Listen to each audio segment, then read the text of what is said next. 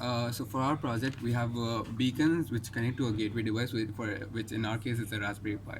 Within the Raspberry Pi, we have three main components.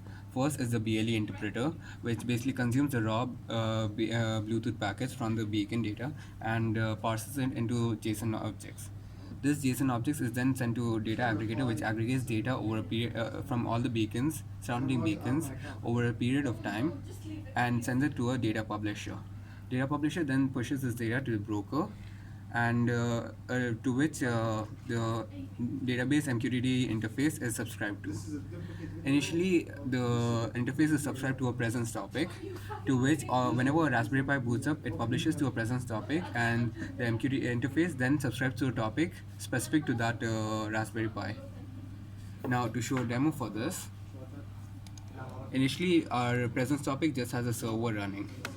Now, once we boot up the Raspberry Pi over here, it publishes to the presence topic and gives relevant information such as the IDs of the beacons in the room, the identifier for the room, and a map of the room in a string format. Now, every 30, the Raspberry Pi collects the data from the beacons over a span of 30 seconds and takes an average of all the readings and publishes it to a topic specific to that room over here.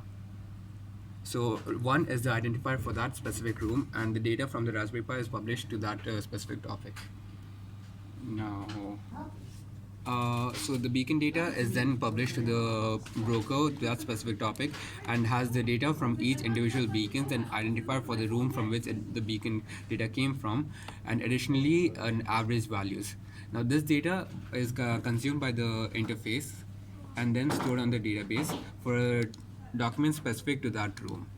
So we have information such as the room number and the beacon data, where you have individual beacon data, their identifiers, the temperature, light level, etc. And then we have an aggregate data for that room. Now, going back to the block diagram, all of this data is then stored on the database server, which then sends it to the context detector, which basically takes the data of takes the sensor data and extracts meaningful information such as the temperature, such as how warm the room is, or how cold the room is, or how well lit the room is, or if it's dim. Now, this data can be used by the application server and the routing engine for serving users' requests to find specific physical conditions.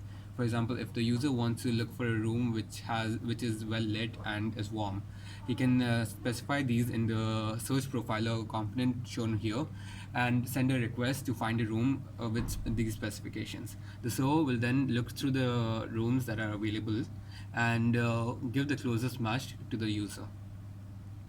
So now that we've talked about the gateway to server side, we're going to talk about the front end or edge device to server side, or the client smartphone to the server. Now, the client will make a request for a destination based either on a project, a particular project to link to a location, or to a certain context, or to a person. Now, once they make this request, the server will create a route and then it will send it back to the client. Now, how does the client follow this route or navigate to this route?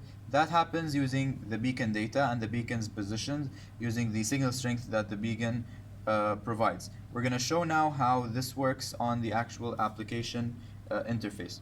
So now, as you can see, I have the interface open. This interface has a user system. So you can see a login screen here. If I input the correct login data, for example, I'm very secure. You can see I'm logged in, and the login is persistent as a token sent by the server is saved on the local storage of the device. So I log back in, or I go back into my app, I'm still logged in, and I can log out as well. Now, if I want to see myself, we have not implemented yet the map itself and the graphical part of the map, as it's not part of this deliverable, but we have the backend, which is getting the position of the user in X and Y, absolute X and Y, based on our grid, and the distance between the user and each beacon, each one of our 4 beacons. Of course, we can extend this to more beacons, but that's the beacons we are limited to. So, as you can see, I'm going to walk around, and the beacons are spread around the room. There are 4 of them. So, if you can see here, as I'm walking, I'm closest to this beacon, the first beacon, so my distance is 10 centimeters, while to the rest I have which are on each edge of the room. I don't